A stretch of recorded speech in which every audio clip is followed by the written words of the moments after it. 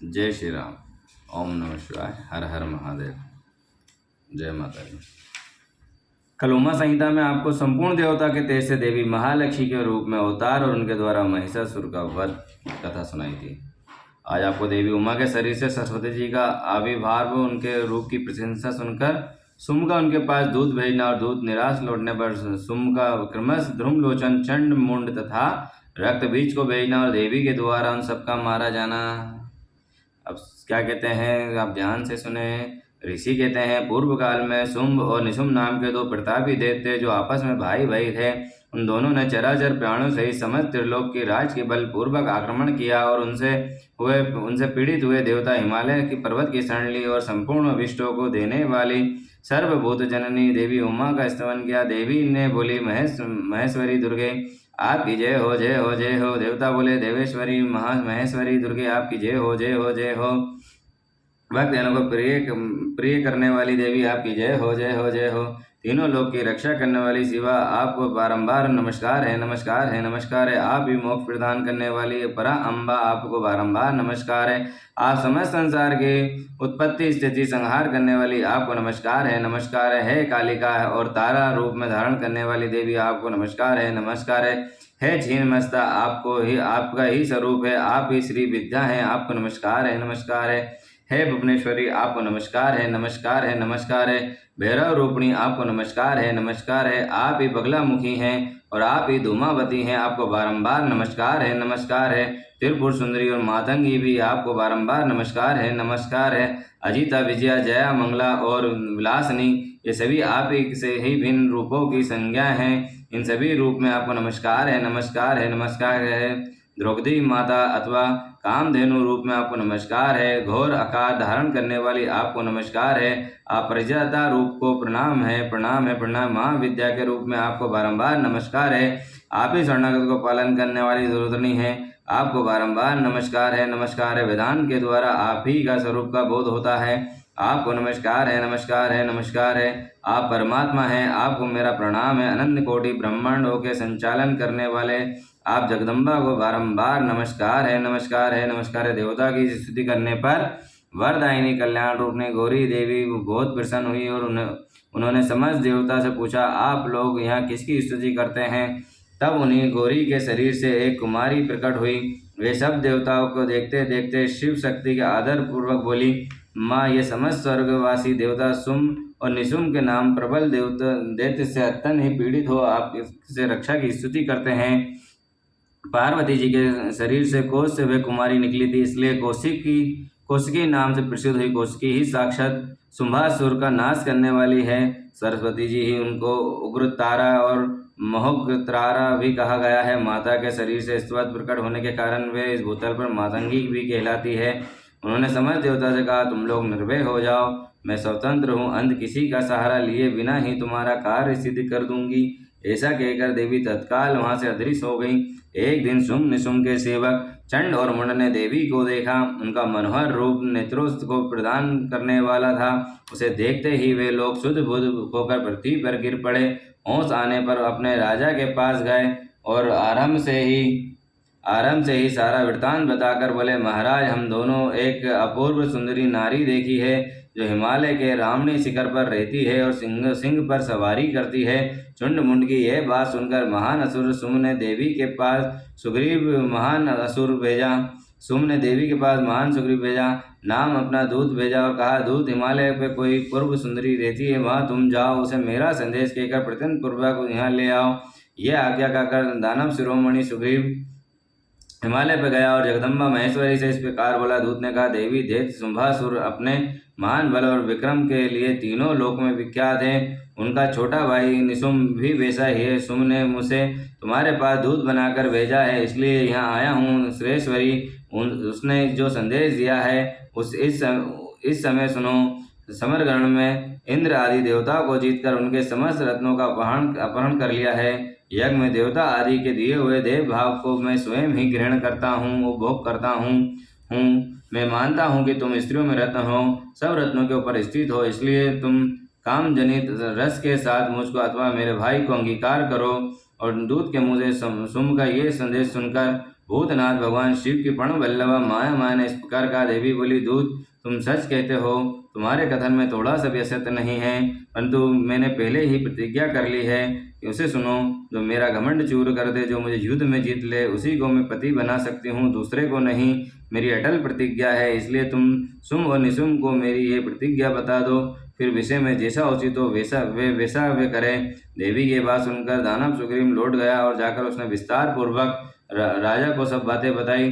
दूत की बात सुनकर उग्र शासन करने वाली सुम कुपित हो उठा और बलवान श्रेष्ठ सेनापति ध्रुमलोक से बोला, ध्रुमाक्ष, हिमालय पर कोई सुंदरी रहती है, तुम शीघ्र वहाँ जाकर जैसे भी हो उसे यहाँ ले आओ, उसी तरह ले आओ। असुर विप्रवर उसे लेने तुम्हें भय नहीं मानना चाहिए। यदि वे युद्ध करना चाहे तो तुम प्रत्यन पूर्वक उसके साथ युद्ध भी करना चाहिए। ध्रुम की इसी आज्ञा पाकर दैत्य ध्रुमलोचन हिमालय पर गया और उसने और उमा के अंश से प्रकट हुई भगवती भुवनेश्वरी से कहा, नित्य निम्बनी, मेरे स्वामी के पास चलो, नहीं तो तुम्हें मरवा डालूंगा। मेरे साथ 60,000 असुरों की सेना है। देवी बोली, वीर, तुम्हें दैत्यराज ने भेजा है, यदि तुम मुझे मार ही डालोगे तो क्या करूंगी, परंतु युद्ध के बिना मेरा यहाँ से जाना असंभव है, मेरी यही मान्यता है। देवी के ऐसा कहने पर दानव ध्रुमलोचन ने उन्हें पकड़ने के लिए दौड़ा, परंतु महेश्वरी ने हूं के उच्चारण मात्र से उसको भस्म कर डाला। तभी से देवी इस भूतल पर धूमावती कहलाने लगी। उनकी आराधना करने पर वे अपने भक्तों को शत्रुओं का संहार कर डालती है। ध्रुमाक्ष के मारे जाने पर अत्यंत कुपित हुए देवी के वाहन सिंह ने उसके साथ आए हुए समस्त असुरगणों को चबा डाला, जो मरने से बचे वे भाग खड़े हुए। इसी प्रकार देवी ने दैत्य ध्रुमलोचन को मार डाला। इस समाचार को सुनकर प्रतापी सुम ने बड़ा ही क्रोध किया और वह अपने दोनों होठों को दांतों से दबा कर रह गया। उसने किस्मत चुंड मुंड तथा रक्त बीज नामक असुरों को भेजा। आज्ञा पाकर वे दैत्य स्थान पर गए जहाँ देवी विराजमान थी। अणिमा आदि सिद्धियों से सेवित तथा अपने प्रभाव से संपूर्ण दिशाओं को प्रकाशित करती थी हुई देवी भगवती सिंह विहानी को देखकर वे श्रेष्ठ दानव वीर बोले, देवी तुम श्री घी सुम और निसुम के पास चलो, अन्यथा तुम गण और वाहन सहित मरवा डालेंगे। वहाँ में सुम को अपने पति बना लो। लोकपाल आदि भी उनकी स्तुति करते हैं। सुम को पति बना लेने पर तुम्हें उस महान आनंद की प्राप्ति होगी जो देवताओं के लिए भी दुर्लभ है। उसकी ऐसी बात सुनकर परमेश्वरी अम्बा मुस्कुराकर सरस मधुर वाणी बोली। देवी ने कहा, आदित्य महेश्वर पर ब्रह्मा परमात्मा सर्वज्ञ विराजमान जो सदा शिव कहलाते हैं, वेद भी उनके तत्व को नहीं जानते, फिर विष्णु आदि की तो बात ही क्या है। उन्हीं सदा शिव की मैं समक्ष प्रगति हूँ, फिर दूसरे पति को कैसे बना सकती हूँ। सिंहानी कितनी ही कामुतर क्यों ना हो जाए, वे गीदड़ को कभी अपना पति नहीं बनाएगी, हथनी गधे को कभी और बाघिन खरगोश को नहीं भरेगी। दे तो तुम सब लोग झूठ बोलते हो, क्योंकि काल रूपी सर्प के फंदे में फंसे हुए हो। तुम या तो पाताल लोक लौट जाओ या शक्ति हो तो युद्ध करो। देवी का यह क्रोध पैदा करने वाला वचन सुनकर वे दैत्य हम लोग अपने मन में तुम्हें अबला समझकर मार नहीं रहते, परंतु यदि तुम्हारे मन में युद्ध की ही इच्छा है तो सिंह पर स्थिर होकर बैठ जाओ और युद्ध के लिए आगे बढ़ो। इस तरह विवाद करते हुए उनमें कला और बढ़ गया और समरगढ़ में दोनों दलों पर तीखे बाणों की वर्षा होने लगी। इस तरह उनके साथ लीला पूर्वक युद्ध करके परमेश्वरी ने चुंड मुंड सहित महान असुर रक्त बीज को मार डाला। देवेश्वरी असुर देश बुद्धि करके आए थे, तो भी अंत में उन्हीं के उत्तम लोक की प्रतिष्ठि जिससे देवी के भक्त जाते हैं। अब आगे की कथा सुनो। देवी द्वारा सेना सही सेनापतियों के सुम निशुम एवं शुंभ का संहार। ऋषि कहते हैं, राजन प्रशंसीय पराक्रमशाली महान असुर शुंभ ने इन श्रेष्ठ दैत्यों को मारा जाना सुनकर अपने उन दुर्जय गणों के युद्ध के लिए जाने की आज्ञा दी, जो संग्राम में नाम सुनते ही हर्ष से खिल उठते थे। उसने कहा, आज मेरी आज्ञा से काल के कलाय मोर द्रहोर तथा अन्य असुरगण बड़ी भारी सेना के साथ संगठित हो विजय की आशा रखकर शीघ्र युद्ध के लिए प्रस्थान करें। निशुम और शुम दोनों भाई उन दैत्यों को पूर्वोक्त आदेश देकर रथ पर आरूढ़ होकर स्वयं भी नगर से बाहर निकले। उन महाबली वीरों की आज्ञा से उनकी सेना है उसी तरह युद्ध के लिए आगे बढ़ी, मानो मरणोन्मुख पतंग आग में कूदने के लिए उठ खड़े हुए हों। उस समय असुर राज ने युद्ध के स्थल में मर्दल, भेरी, डिमडिमी और झांझ और ढोल आदि बाजे बजवाए। उन जुझाऊ बाजों की आवाज़ सुनकर युद्ध प्रेमी वीर हर्ष एवं उत्साह से भर गए, परंतु उन्हें अपने प्राण ही अधिक प्यारे थे। वे उस रणभूमि में भाग चले। युद्ध संबंधी वस्त्रों और तथा कवच आदि से अदाचित अंग वाले वे योद्धा विजय की अभिलाषा अस्त्र धारण किए युद्ध स्थल में आ पहुंचे। कितने ही सैनिक हाथियों पर सवार थे, बहुत से दैत्य घोड़ों पर पीठ पर बैठे थे और अन्य असुर रथों पर चढ़कर जो जा रहे थे। उस समय उन्हें अपने पराये की पहचान नहीं होती थी। उन्होंने असुर राज्य के साथ संग्राम में समरगण में पहुंचकर सब ओर से युद्ध आरंभ कर दिया। बारंबार सतघनी तोप और आवाज होने लगी, जिसे सुनकर देवता कांप उठे। धूल और धुएं से आकाश महान अंधकार छा गया। सूर्य का रथ नहीं दिखाई देता था। अत्यंत अभिमानी करोड़ों पैदल योद्धा विजय की अभिलाषा लिए युद्ध स्थल में आकर डट गए। घुड़सवार, हाथी सवार तथा अन्य रथारूढ़ असुर भी प्रसन्नता के साथ करोड़ों संख्या में वहां आ गए। उस महासमर में काले पर्वत के समान विशाल मद गजराज जोर जोर से चिंगाड़ रहे थे। छोटे छोटे शैल शिखरों के समान ऊंट भी अपने गले से गलघट ध्वनि का विस्तार करने लगे। अच्छी भूमि उत्पन्न हुए घोड़े गले में विशाल कंठहार धारण किए जोर जोर से हिला रहे थे। वे अनेक प्रकार की चालें जानते थे। हाथियों के मस्तक पर पैर रखते थे। आकाश मार्ग से पक्षियों की भांति उड़ जाते थे। शत्रु की ऐसी सेना का आक्रमण करती देख जगदम्बा ने अपने धनुष पर प्रत्यंजय चढ़ाई। साथ ही शत्रुओं को उत्सुकता करने वाली घंटों को भी बजाया। यह देख सिंह भी अपनी गर्दन और मस्तक के केशों को कांपता हुआ जोर जोर से गर्जना करने लगा। उस समय हिमालय पर्वत पे खड़ी रामणी आभूषणों से सुशोभित शिवा देवी की ओर देखकर निशुम विलासनी रमणियों की मनोभाव समझने में निपुण पुरुषों की भांति सरस वाणी से बोला, महेश्वरी, तुम जैसी सुंदरियों के रामणीय शरीर पर मालती के फूल एक दल भी डाल दिया जाए तो वो व्यथा उत्पन्न कर देता है। ऐसे मनोहर शरीर से तुम विकराल युद्ध विस्तार कैसे कर रही हो? ये बात कहकर वह महान असुर चुप हो गया।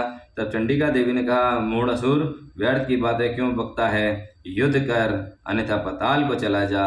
ये सुनकर महारथी वीर अत्यंत रुष्ट हो समरभूमि में बाणों के अद्भुत वृष्टि करने लगा, मानो बादल जल की वर्षा कर रहे हों। उस समय रण क्षेत्र में वर्षा ऋतु का आगमन हुआ और जैसा जान पड़ता था। मद से उगत हुआ असुर तीखे बाण, शूल, फरसे और बिंदी, पाल, परी, धनुष, भुसुंडी, प्रभास, स्वरूप तथा बड़ी बड़ी तलवार से युद्ध करने लगा। काले पर्वतों के समान बड़े बड़े गजराज कुंभ स्थल विदर्णी हो गए और कारण समरगण में चक्कर काटने लगे। उनकी पीठ पर फहराती हुई सुम निसुम की पताकाएं जो उड़ती थीं, बालकों, बुगलों और पंथियों के समझ सेव दिखाई देती थी, अपने स्थान से खंडित होकर नीचे गिरने लगी। छत विचक शरीर वाले देश पृथ्वी पर गिर गिर के मछलियों की समान तड़प रहे थे। गर्दन कट जाने के कारण घोड़ों के समूह भी बड़े भयंकर दिखाई देते थे। कालिका ने कितने ही दैत्यों को मौत के घाट उतार दिया तथा देवी के वाहन सिंह ने अन्य बहुत से असुरों को अपना आहार बना लिया। उस समय दैत्यों के मारे जाने पर उस रणभूमि में रक्त की धाराएं बहने लगी। कितनी नदियां बह चली। सैनिकों के केस पानी में शैवाल भांति दिखाई देते थे। उनकी चादरें सफेद फैन का भ्रम उत्पन्न करती थी। इस तरह घोर युद्ध होने पर तथा राक्षसों के महान संहार होने पर पश्चात देवी अंबिका ने विषय में बुझे हुए तीखे बाणों द्वारा निशुम को मार धराशायी कर दिया और अपने असीम शक्तिशाली छोटे भाई के मारे जाने पर सुम रोष से भर गया और रथ पर बैठकर 8 भुजाओं से युक्त हो महेश्वरी अंबिका के पास गया और जोर जोर से शंख बजाया और शत्रुओं का दमन करने वाले धनुष की दूसरा टंकार ध्वनि करते देवता तथा देवी सिंह भी अपनी आयालों को हिलाता हुआ दहाड़ने लगा। इन तीनों प्रकारों की ध्वनियों से आकाश मंडल गूंज उठा। तदनंतर जगदम्बा ने अट्टहास किया, जिससे समस्त असुर त्रस्त हो उठे। जब देवी ने सुम से कहा कि तुम युद्ध में स्थिर पूर्वक खड़े रहो, तब देवता बोल उठे, जय हो जगदम्बा की। इस समय दैत्यराज सुम ने बड़ी भारी शक्ति छोड़ी है, जिसकी शिखा से आग की ज्वाला निकल रही है, परंतु देवी ने एक उल्का द्वारा उसको मार गिराया। सुम के चलाए हुए बाणों को देवी ने और देवी के चलाए हुए बाणों को सुम ने सहस्त्र टुकड़े कर दिए। तब पश्चात चंडिका ने त्रिशूल उठाकर उस महान असुर पर आघात किया। त्रिशूल की चोट से मूर्छित हुए वे इंद्र द्वारा पंख काटे जाने पर गिरने वाले पर्वत की भांति आकाश, पृथ्वी तथा समुद्र को कंपित करता हुआ धरती पर गिर पड़ा।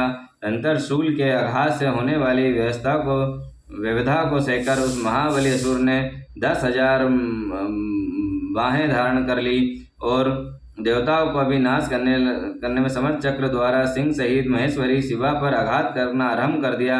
उसके चलाए हुए चक्र खेल खेल में वृद्धि करके देवी ने त्रिशूल उठाया और उस असुर पर आघात प्रहार किया। शिवा के लोक पावन पाणी कंज से मृत्यु को प्राप्त होकर वे दोनों असुर परम पद के भागी हुए। उस महाप्रकामी निशुंभ और भयानक बलशाली शुंभ के मारे जाने पर समस्त दैत्य पाताल में घुस गए। अन्य बहुत से असुरों को काली और सिंह आदि ने खा लिया तथा शेष दैत्य भय से व्याकुल हो दसों दिशाओं में भाग गए। नदियां जल से स्वच्छ हो गई, ठीक मार्ग से बहने लगी, मंद मंद वायु बहने लगी, जिसका स्पर्श सुखद प्रतीत होता था। आकाश निर्मल हो गया। देवता और ब्रह्म ऋषियों ने फिर यज्ञादि आरंभ कर दिए।